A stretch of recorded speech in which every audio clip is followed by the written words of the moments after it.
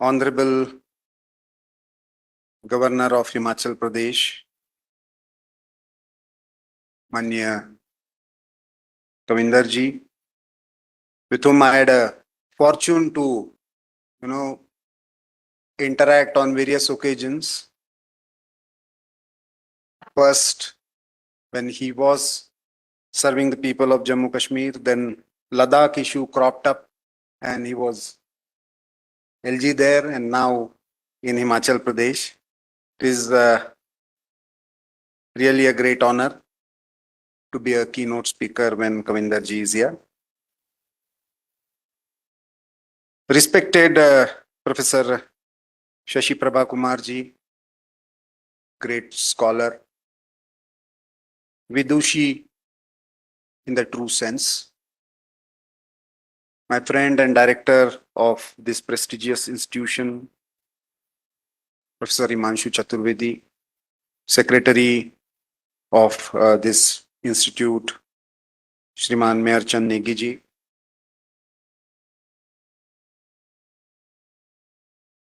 authors and editors of the books released today, honorable vice chancellors, participants in this important seminar, fellows of this institute, and respected scholars.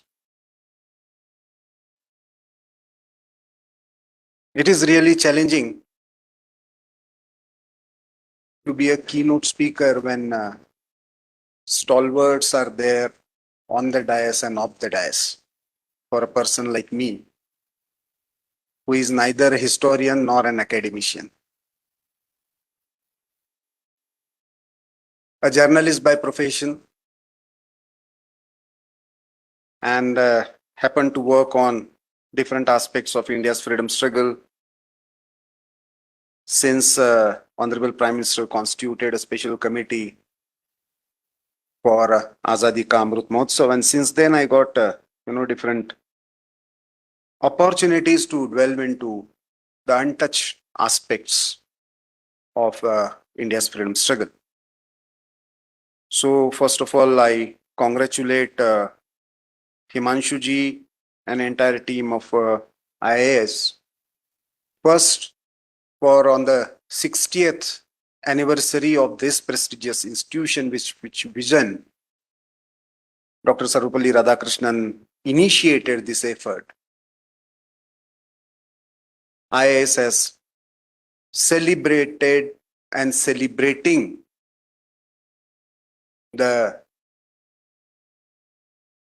60th anniversary in a unique way by first having a seminar on Radhakrishnan, now Vande Mataram and Sardar Patel, and I think in coming days in September on Pandit Deendayal Upadhyaya and Ekatma Manav Darshan. So I think this is the legacy and this is the purpose with which IAS was initiated by Sarvepalli Radhakrishnan. So I'll focus mainly on Sardar Patel and as an integrationist par excellence, let us start with Vande Mataram first. I started in English because even today in IAS, perhaps you won't consider me even a scholar to stand here if I start speaking in Hindi. That has been the legacy, unfortunately, of this institution, even from the pre-independence period. But Himanshu ji has made my job a little bit easier because as director, he delivered a welcome speech in Hindi, so I can afford to switch over in between in Hindi. And the way process of Indianization and decolonization has started, I hope at least some of you would bear with me if I switch over to Hindi in between. Vande Mataram के बारे में I still feel कि IAS जैसे institution को एक fundamental research undertake करना चाहिए. अखिलेश जी ने उसके लिए एक बहुत बड़ा ग्राउंड क्रिएट करके रखा है. For the period 1905 to 1911, ऐसा क्या हुआ कि एक विभाजन होता है बंगाल का, एक वंदे मातरम का उद्घोष होता है, एक टाउन हॉल में हिंदू मुस्लिम दोनों समाज के नेतृत्व इकट्ठा आता है, वंदे मातरम इकट्ठा गाता है, एक दूसरे को रक्षा सूत्र बांधता है रक्षाबंधन के दिन, और वो आई थिंक 16 अक्टूबर को निकला हुआ लॉर्ड कर्जन का एक आदेश 1911 आते आते नलीफाई कर देता है। पहला भारत का उपासना पद्धति के आधार पर religious based partition was nullified by one slogan, that was Vande Mataram. What changed in next 25 years that not just Bengal but Punjab and Bombay province all were partitioned on religious lines. Jammu Kashmir was attacked again on religious lines, and still Vande Mataram could not become a source of inspiration for the people of India to stop that partition. Unless we revisit this history academically, intellectually, then perhaps just celebrating 150 years of independence, Vande Mataram, is not sufficient. ऐसा इस बीच में क्या हुआ कि 1923 आते आते कांग्रेस के अधिवेशन में वंदे मातरम गाने पर ऑब्जेक्शन आने लगता है, और 1937 आते आते वंदे मातरम का विभाजन होता है। उसी वर्ष मुस्लिम लीग की सत्ता बंगाल में आ जाती है, और उसके बाद अगले 10 वर्ष में भारत का विभाजन हो जाता है। भारत के विभाजन होने से पहले वंदे मातरम का विभाजन हुआ था। इसका इतिहास यदि हम एकेडमिकली एस्टेब्लिश नहीं करते हैं तो मुझे लगता है हम विभाजन की विभीषिका को भी ठीक से समझ नहीं पाएंगे, फिर से वही गलतियां दोहराने की संभावना है। और इस संदर्भ में जब हम सरदार पटेल को as an integrationist, and I am deliberately when we had a discussion, Himanshu and myself, I deliberately said I'm not going to say it unifier. You know, again, this is academically we have created this illusion. Bharat kya? Unity in diversity. So essentially you are diverse, unity is a project. While the entire idea of Bharat has been different, which Sardar Patel was very much clear that we are inherently united, diversity is the external expression. Bharat के किसी भी अनपढ़ व्यक्ति को अपना नया वर्ष क्यों मनाते हो पूछ लो, वो एक ही उत्तर देगा। कौन सा मनाते हो पूछ लो, वो अलग अलग उत्तर देगा।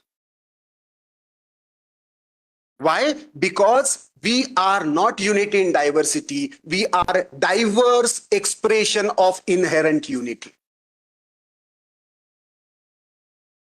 And when people forget this fundamental idea of Bharat, they invent some idea of India and start believing that as if India was born only in 1947. So why we need to revisit Sardar Patel and his vision about integration in a different way? Generally, academically or politically, people tend to speak about Hyderabad and Junagadh. Of course, his position on Jammu Kashmir. Why don't we ever ask a very simple question? How could Sardar Patel ensure the unification of 549 princely states without much of a fuss? What was so special? Like, I'm sure many of the historical references which I have tried to refer to do not even think about the role of this Patel family of Kheda, which then popularly known as Bardoli, now it is Kheda district, had a very close relationship with the Baroda princely state. His father was a soldier in that army. So remember, again, if we understand the caste dynamics, Patel in present day political scenario is considered as basically a trading community doing a farming and a military service simultaneously. So what kind of society we had before getting into this structured understanding of system which British turned into a caste system, that also we need to revisit. एक दो तीन केवल घटना मैं बताता हूं, reference के लिए छोड़ दूंगा क्योंकि लिमिटेड टाइम में मुझे बहुत सारा स्पैन इंटीग्रेशन का, मैं केवल ज्योग्राफिकल इंटीग्रेशन की बात नहीं करूंगा. I am just referring to 2-3 incidents.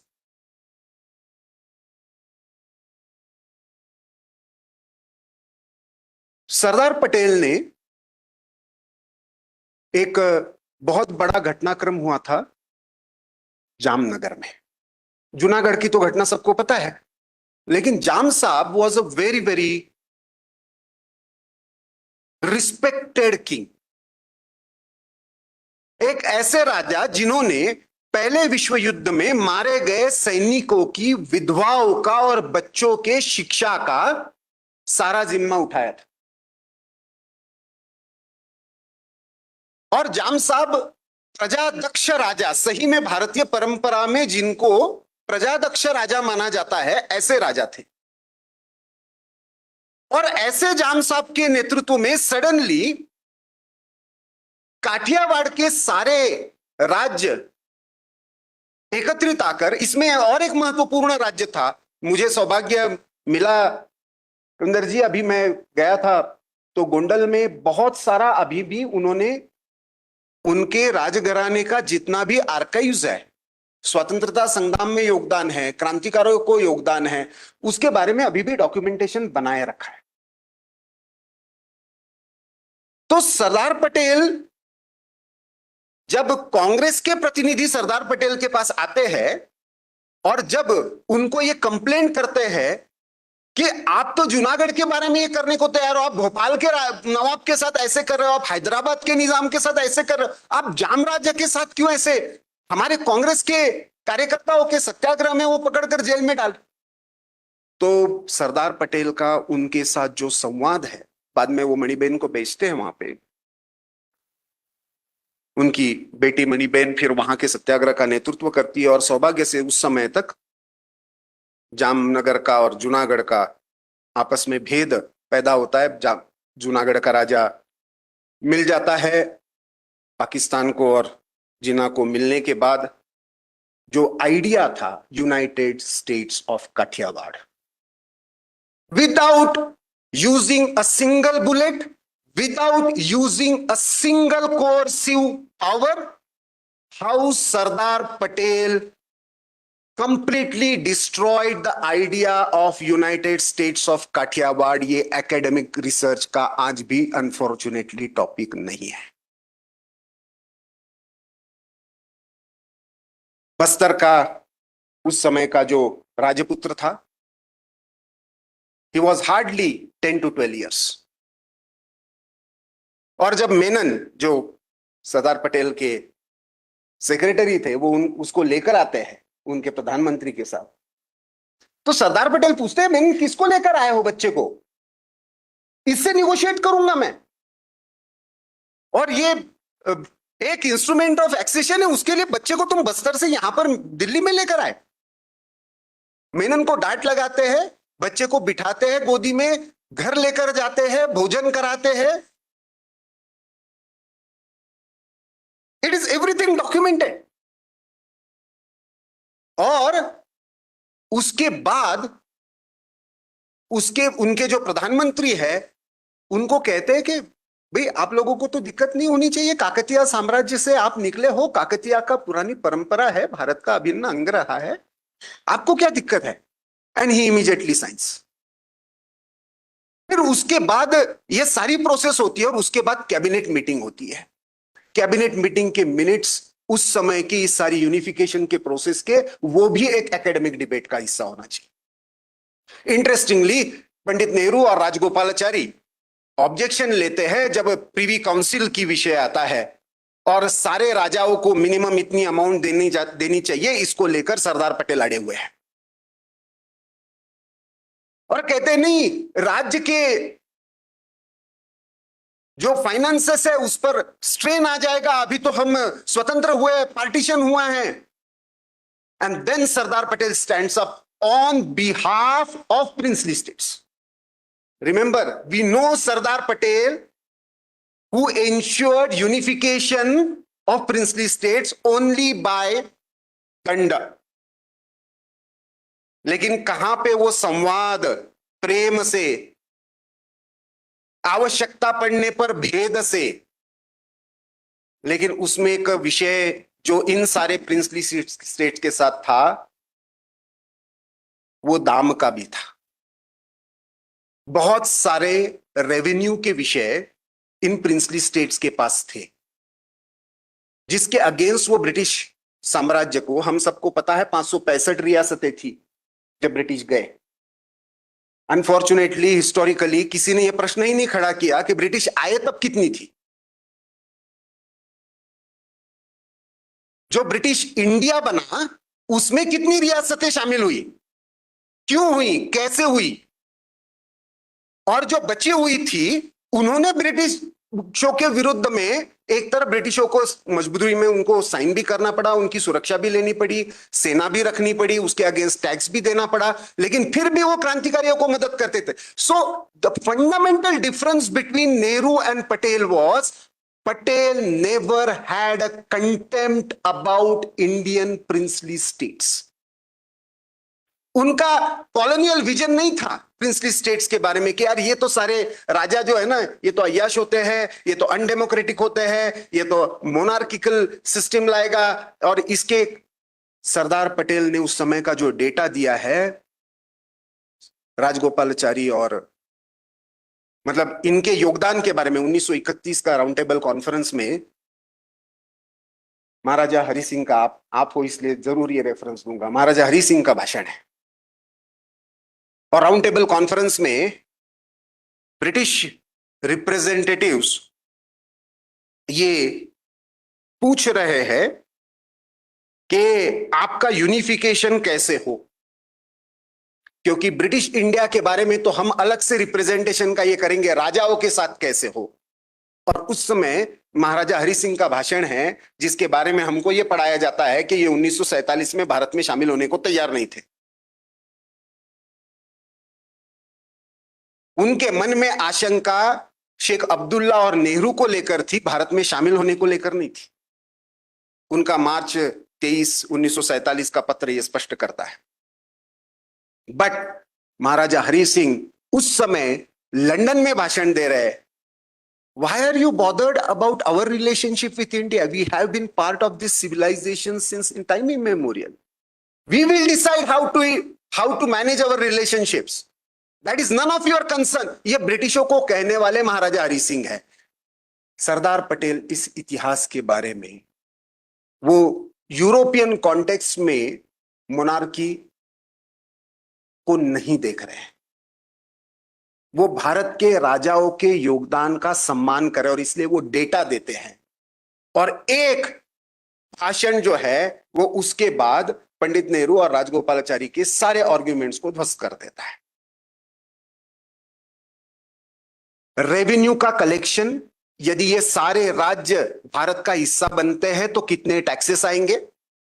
इन राजाओं की जो संपत्ति, बहुत सारे ऐसे स्थान हैं जैसे गुजरात का अभी का जो पूरा का पूरा गांधीधाम और मुंद्रा पोर्ट का एरिया है, वो लीज पर, 1 रुपए के लीज पर भारत सरकार को दिया हुआ है उस समय राजा ने, जिसके कारण हम अपना कोस्ट पूरा बचा पाए। 2056 में वो लीज खत्म होने वाले, मुझे नहीं लगता वो मांगेंगे उसको वापस।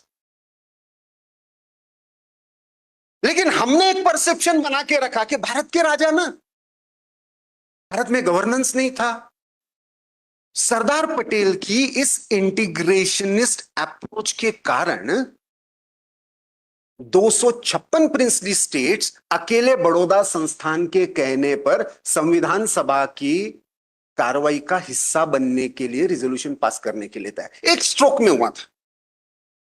Again nobody has even tried to. मैं बड़ौदा महाराज के अभी दरबार में गया था, तो उस समय के जो डॉक्यूमेंट्स देखता हूं वो देखकर इतना आश्चर्य लगता है। आज की जो महारानी साहिबा है उनको भी मैंने निवेदन किया कि आप यहाँ पे तो एमएस यूनिवर्सिटी है, वहां पे इस पर कुछ काम कराइए।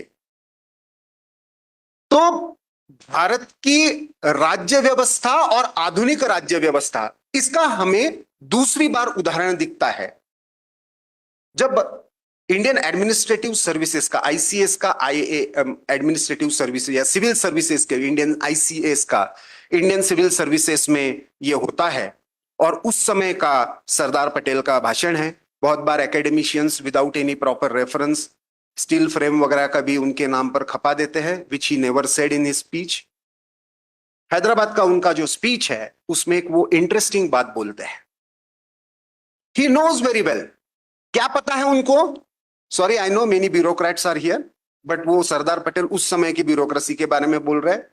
कितनी बदल गई है वो आप लोगों को तय करना है, मैं नहीं कमेंट करूंगा। सरदार पटेल कह रहे हैं कि,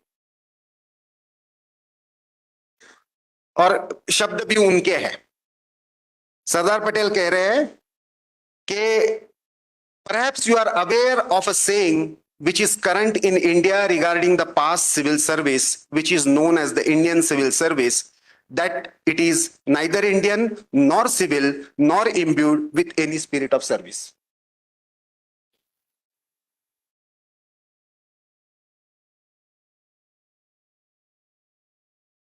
In a true sense, वो कहते हैं, it is not because the Indian civil servants are mostly anglicized, their training was in foreign lands, or they had to serve foreign masters. Now in the changed circumstances, what should be done? उस समय के दो प्रवाह थे, क्या केंद्रीकृत राज्य व्यवस्था चलेगी या विकेंद्रित राज्य व्यवस्था? संविधान बनाते हुए भी जो एक सर्वोदयी संविधान बना था, या दूसरी तरफ राजगोपालाचारी के मार्गदर्शन में बिरला प्लान या स्वराज्य पार्टी वाला संविधान बना था, उन सारे डिबेट्स का सरदार पटेल कॉग्निजेंस लेते हैं। और उस समय वो इस बात पर आग्रह कर रहे हैं कि in true spirit of Bharat will have to maintain change with continuity.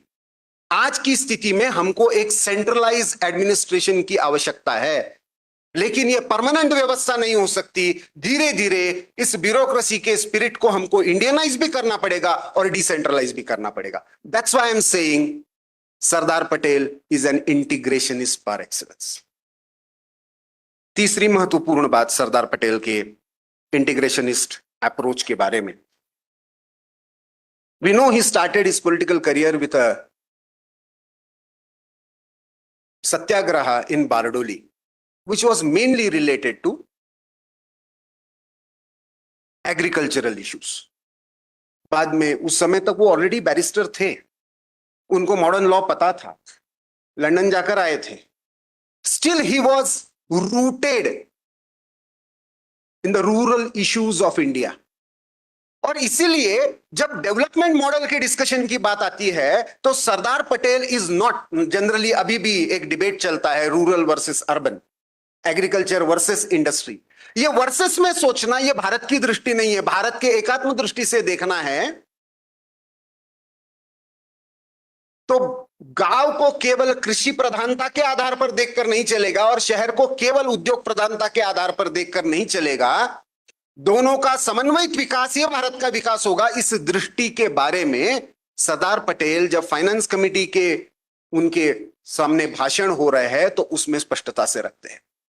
वैसे ही जब फंडामेंटल राइट्स वाली कमेटी है तो सरदार पटेल का अप्रोच बड़ा इंटरेस्टिंग है। राइट्स और ड्यूटीज के इंटीग्रेशन के बारे में तो बोलते हैं, लेकिन आज का जो फंडामेंटल डिबेट है मेजॉरिटी और माइनॉरिटी का, उसके ऊपर सरदार पटेल की एक पूरी की पूरी नोट है। Out of compulsion due to colonial legacy, we hereby have to continue with the so-called minority rights. But in next 10 years, we should strive for a situation where this artificial barrier of majority or minority should be broken. Quote है सरदार पटेल का, constituent assembly में है।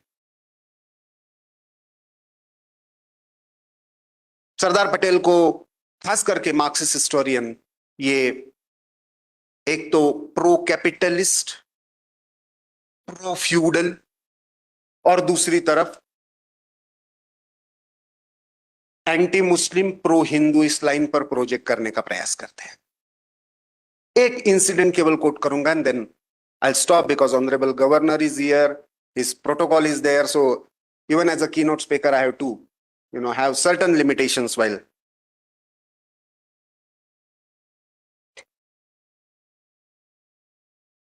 अमृतसर में लाहौर से लाशों से भरकर train आई थी और उस समय सिख और हिंदुओं की लगभग 70 से 80 मीटिंग्स हुई। अनफॉर्चुनेटली कांग्रेस के अंदर उस समय इस बात पर कि इस सिचुएशन को कैसे कंट्रोल में किया जाए, और ये मैं नहीं कह रहा हूं, उस समय के पंजाब असेंबली के रिकॉर्ड्स है, ट्रिब्यून ने उसको रिपोर्ट किया हुआ है कि when the houses are burning, women are disturbed, families are find a refuge, multiple groups of Congress are fighting over how to distribute the resources. Tribune की स्टोरी। और उस समय सरदार पटेल स्पेशली अमृतसर जाते हैं। पहली बार उन्होंने पंजाब सिचुएशन में और पाकिस्तान सिचुएशन में डायरेक्ट इंटरवीन किया है। बाकी जगह पे वो जयपुर हाउस वाली घटना होती है दिल्ली में, तब इंटरवीन करते हैं, दिल्ली पुलिस के थ्रू करते हैं, एज होम मिनिस्टर कर रहा है। वो कलकत्ता में इंटरवीन कर रहा है लेकिन एज अ होम मिनिस्टर कर रहा है। वो लखनऊ में स्पीच दे रहे हैं कि कल तक तो आप अलग से देश मांग रहे थे और आज अचानक देशभक्ति के आश्वासन दे रहे हैं, कैसे आप पर विश्वास कर लूं, उनका जो प्रसिद्ध भाषण है। लेकिन अमृतसर का भाषण उसके बिल्कुल विपरीत है। अमृतसर का भाषण वो हिंदू और सिखों के सामने दे रहा है और इस सिचुएशन में दे रहा है कि वहां का लोकल कोई कांग्रेस का नेता इस इशू के लिए खड़ा नहीं हो रहा है। And specially he is going to Amritsar and अभी मैंने कुछ 26 एपिसोड्स की एक सीरीज दूरदर्शन के लिए एक रिसर्च सपोर्ट दिया है, उसके लिए मैंने सरदार द गेम चेंजर,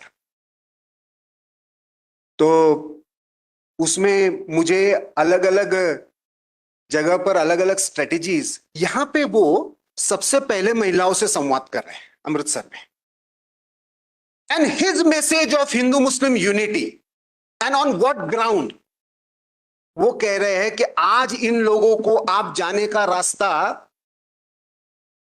प्रशस्त नहीं करोगे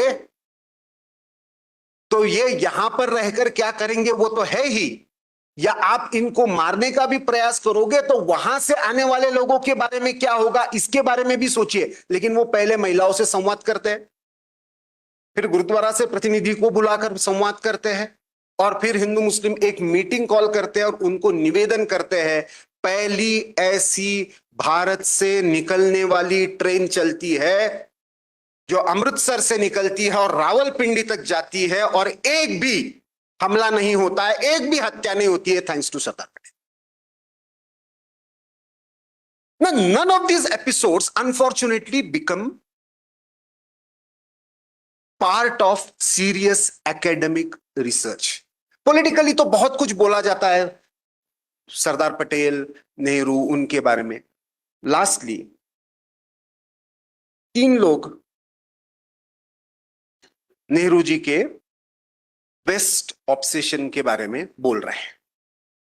एक डॉक्टर अंबेडकर है, एक डॉक्टर श्यामा प्रसाद मुखर्जी है, लेकिन उससे पहले इसकी शुरुआत सरदार पटेल कर रहे हैं। 7 अक्टूबर 1950, उनकी मृत्यु के मात्र 2 महीने पहले का उनका पत्र पंडित नेहरू को है तिब्बत के ऊपर।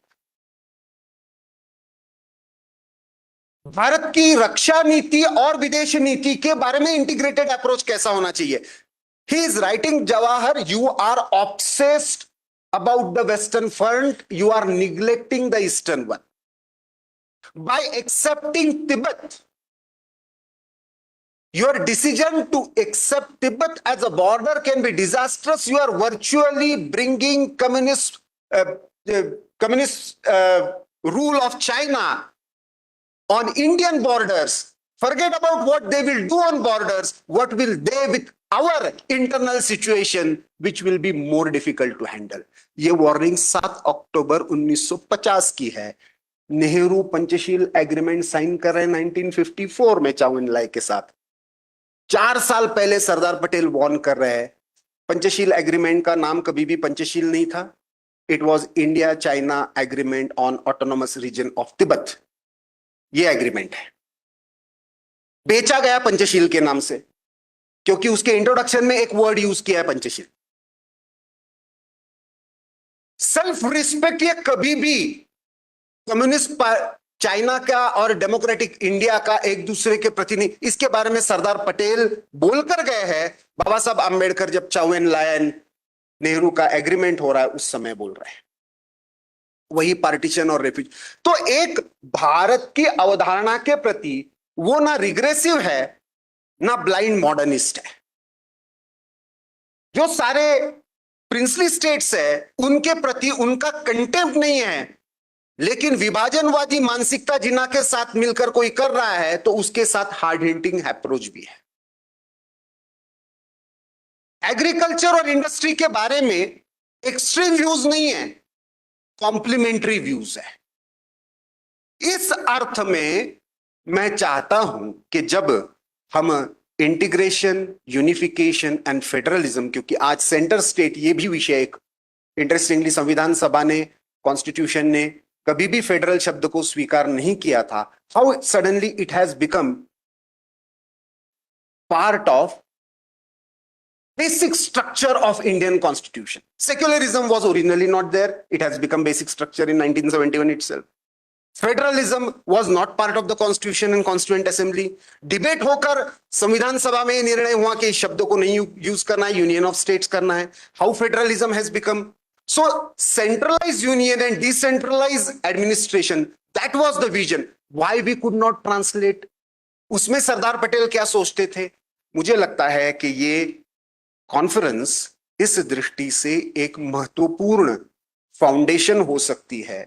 In next 2-3 days, I hope that the scholars and the experts who have gathered here will try to explore these untouched dimensions of Sardar Patel as an integrationist and not just unifier.